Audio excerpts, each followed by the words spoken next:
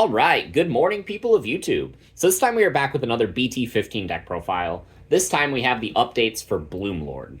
So Bloomlord got an entire X antibody line in BT15 that is pretty fantastic. And with the new support, I'm sure it's a big shock to everyone, but Bloomlord is still a good deck. So without further ado, we'll kind of go over the card by card. If you guys like this kind of content, make sure you guys like and subscribe, and we'll start, as always, with the Digitama. So the one that you need to play 4 of is going to be this EX4 Kokomon. Letting you draw a card whenever you suspend one of your own Digimon by an effect is really easy to accomplish in this deck. So it is the best egg that you can play. You do need 5, so I am playing the Togemon from BT11. This could be the BT6 Pinamon. It could be the BT, I think, 2 Argomon. What is important is that you are playing 5 eggs because you do utilize Mimi, and you do utilize your raising area quite a lot in a deck like this. So those are my 5 eggs. For the rookies, we have a bunch of plants. I'm going to play the 3 BT14 Palmon. This inheritable effect to reduce a Digivolution cost if you have a Tamer in play is really fantastic. That effect kind of doubles up in this deck. We have a lot of cards with that same specific inheritable effect that will make our Digivolutions, in combination with all of our training boosts that we play, very, very cheap, if not free. So this is a fantastic card. The start of main effect is also really good, especially when combined with cards like Palmon X that we got in BT15. You will see players, some players like Tyler Cyr from Gaia Force Gaming, choose to play 4 copies of this card. I think that is a really good decision. This list is heavily inspired by Tyler's list from Gaia Force Gaming, so I do really like this Palmon. However, there is rookies that I wanted to include in the list over the 4th copy, and so that is what I elected to do. I'm playing 4 copies of the Best Searcher. This is going to be the BT10 Palmon. Grabs 2 pieces. That's absolutely fantastic, especially when you can play it for free off of a card like Sunflowmon or your Agitar, and then get your search and then Digivolve into Palmon X, suspend something, and just kind of go off from there. This is a really phenomenal card, and I think it's a mandatory for pretty much every Bloom list going forward, especially if you're utilizing the Palmon package. I am playing the single copy of Lala. This is a change from some of the other lists that I've seen, but I did want to continue to include this card because I think one of the biggest strengths of Bloomlord is having so many searchers in the rookies that you can play for free off of your effects. So even though I'm not playing Yoshino anymore, I did want to include a single copy of this card because it is a search top 3 for a plant or fairy, which is really good for this deck. And it has that same inheritable effect that if you have a Tamer, then you can reduce your cost of Digivolution, which is really, really good for this list. I'm playing 2 copies of Palmon X. This is a really good card, especially if you have the BT10 Palmon that you can play off of one of your other effects, because then you can just Digivolve it into this for free, suspend one of your opponent's Digimon, and then any other effect that you had that triggered whenever something got suspended will trigger. This is a really fantastic card and something that enables a lot of extensions in this deck, especially whenever your top end has piercing. The last rookie that I am playing is 3 copies of the Palmon from BT9. Floodgates are very, very powerful, especially in the weeks leading up to March, where we still have Anubis in the format. But even when Anubis gets limited to 1, this will still be a fantastic card. Palmon stops a lot of the big decks in the format, and even some of the up-and-coming decks that you have to be worried about, like the Numamon list. So this is a really good card, and I highly recommend that you play at least 3 if you're going to be playing this deck. So for the level 4s, I'm playing 4 copies of this Togemon. This card is really good now, especially since you need like Mimis in order to get your play started. Your Mimi's a searcher, can get you memory, and this card can get your Mimi for free.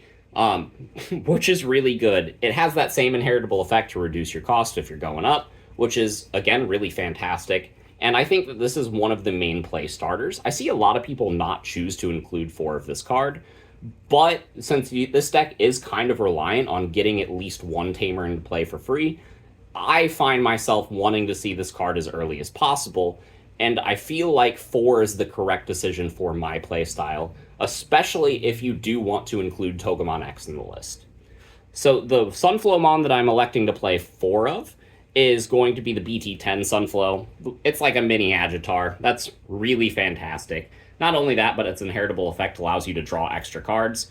As I said, in a deck that needs to see its combo pieces, drawing cards is very important. So this is a really fantastic piece for the deck. A lot of times you can kind of evolve your Palmon into this, suspend this, play the Toga, and then you can do something like suspend the Toga to play a Mimi, get a search, go into like an Agitar. Like, you have so many plays available to you that kind of start with this card, and it's just a fantastic extender.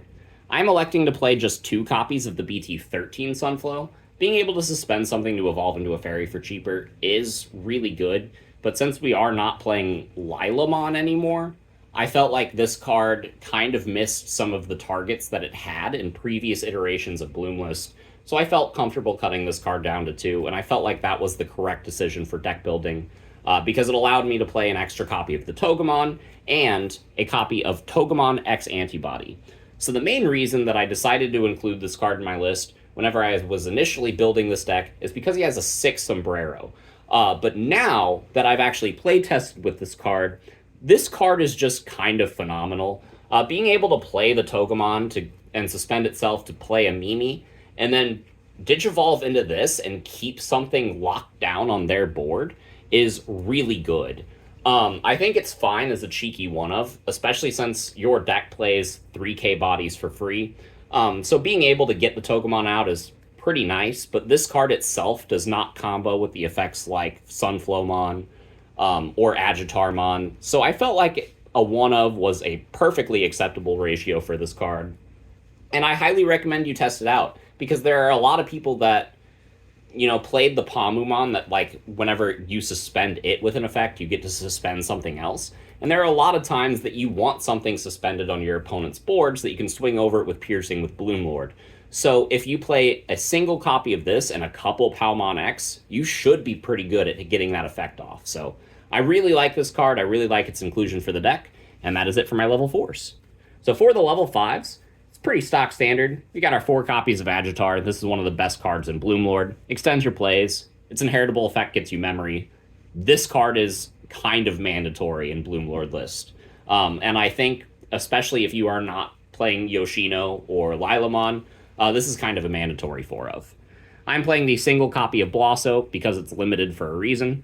I'm playing the 2 copies of Cherrymon because Blossomon is limited. And not only that, but in certain matchups like Blue Flare, Red Hybrid, anything playing Ukomon, D-Brigade, you're going to be really happy that you had a Cherrymon whenever you need to redirect some of those smaller attacks.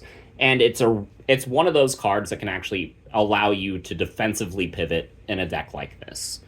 The last level 5 that I am playing is the single copy of Lilymon Ace. I don't feel like this card is good enough to justify playing 2 of. It is a pretty good card, but it's one of those things that the main value of this is being able to play it for 4 memory in the early game, and then being able to accelerate into a level 6 while maintaining the board state. And that doesn't come up as often as you would like it to in a deck like this. So this is, again, it's still a really good early game card, but it finds itself having a lot of function in the mid game to the late game, especially if somebody has tried to break your board. And it's just a really good way to utilize your suspended level 4 pieces on your opponent's turn, but it is in no way mandatory for the deck. If you decide to cut this card for other pieces, I would not fault you. But that is it for the level 5s. On to the level 6s. We got our 4 copies of Bloomlord, because it's the namesake of the deck. This card is just absolutely stupid. There are a lot of times where double Bloomlord will just straight up win you the game. You get Piercing, you get Sec Attack, you get a lot of DP, you get to suspend itself to gain memory. Like, this card is fantastic. It's just a really good card, and it will win you all of your games, because that's what the deck is focused on doing. So we have the other level 6s. We have the single copy of Hydra. Hydra allows you to put on a lot of control in matchups where you would need it, and it's just one of those cards that can kind of get you out of sticky situations. And for that, I really like it. Not only that, but it is a vegetation, and it is the only level 6 that you have that is a vegetation. So if you're trying to grab a Bloomlord and another level 6 to do, like, for a backup play, and you play the BT10 Palmon, it is actually possible to grab both of these, which can really accelerate your game state sometimes. So I like the Hydramon. It kind of spices the deck up a little bit, gives you a little bit of variety in your searches and your plays, and allows you to kind of go for a tempo-oriented game rather than just a, hey, I'm going to play Bloomlord and win the game right now kind of game. So, yeah, I like Hydramon. I think it's a good cheeky one of in Bloomlord, even still to this day, in a format where we have Quantumon. So I am playing one Quantumon in this list. It's mostly because I only pulled one, but after testing with this card, I don't feel like this deck really needs more than 2 Quantumon / Hydramon in this slot. I think you could easily cut the Hydramon to go up to 2 Quantum, or you could cut the Quantum to go up to 2 Hydra. But Quantum does allow you a lot of flexibility in the boards that you are able to deal with, because this card will put something back into security, and it can help you stack your opponent's deck. So, like, if you know that a Death Hex would break your board, and you look at their top card of their deck with the start of your opponent's turn effect, and you see the Death Hex, you can just tuck it to the bottom, which is really kind of neat. Not only that, but this is a really, really versatile card. It pulls cards out of your opponent's security and trashes them.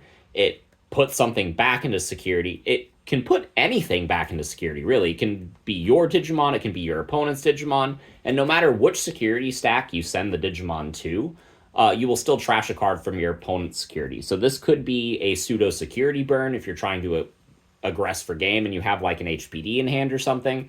That's a really cool play, because you can just return one of your own dudes back to your security. This can be pseudo-recovery. There are a lot of things that you can do with this card, and the more you play test with it, I think the more you'll like it, but it is kind of the one of Swiss Army knife that the deck needed. But because it's so searchable and because it's so niche and because you'll want to use it kind of sparingly, I do feel like just one is fine. So that is actually it for the level 6s. I am only playing 6, and that is because this deck has so much search. But we are playing 2 level 7s, and they are the 2 copies of Quantumon, because this card after a Bloom push will just win you most games for free. It's one of those cards that your opponent immediately has to answer, or they can't progress their own game state. And if they do answer this, chances are they won't have the memory to answer the rest of your board as well. And while this card locks everything from unsuspending, the second they deal with this, all of your stuff can unsuspend and then just kind of punch them for game. So this is, again, a good way to security burn, especially if you're playing against matchups like Security Control. And it's just a really versatile card that allows you a lot of outs into a lot of different kinds of decks. So for the options, it's pretty easy. We got Hidden Potential discovered and 4 agility training. You do not need any more than this. Moving on, for our Tamers, we have 2 copies of Mimi from BT1, because this card not only accelerates our game state, sets us to 3 memory, but it is a card that we can play off of Togemon to choke them to just 1 memory, because that's kind of funny. And I really do like the Mimi. If you get 2 out, you kind of just accelerate faster than they can deal with. But even with just 1, it allows you to push a stack out, establish a Bloomlord, tap this, and then set up another stack in the back just in case something goes wrong, or to ensure the 1-2 punch. So I really like Mimi. It's continuing to be a phenomenal tamer, and BT1 truly blessed us with this card. For the last 3 cards in the deck, we have 3 copies of the BT14 Mimi. So this card is a searcher. It can give us memory back. We can play it for free off the Togemon. I think having at least 5 tamers is really good for the consistency of the Togemon package. But I would consider going up to 6. I just would have to cut a Digimon to do that. And I don't want to cut a level 5 because I feel like 8 level 5s is good. But you could. Especially if you're putting in more search, the odds of you seeing your pieces kind of stay roughly the same if you do it like that. But I really like this Tamer package for this deck. It allows you to do a lot of really cool things, and not only extend your plays, but be able to get them set up. So, yeah, that is it for the card by card of the list. Let me know what you guys think in the comments down below. I think this is a really fun deck, and it's a deck that rewards very skilled players, because the more you practice with this deck, the more you're going to realize that there's a lot of really cool things that you can do with it. And yeah, it's just one of those decks that as you get better with it, you will continue to see better and better results. And I don't think this is a deck that will go anywhere anytime soon. Bloomlord has been relevant since BT10, so just let that sink in. It is BT15 now, and this is still what a lot of people would consider to be a tier 1 deck. So, hope you guys enjoyed, and we will see you all in the next one. Bye, everyone.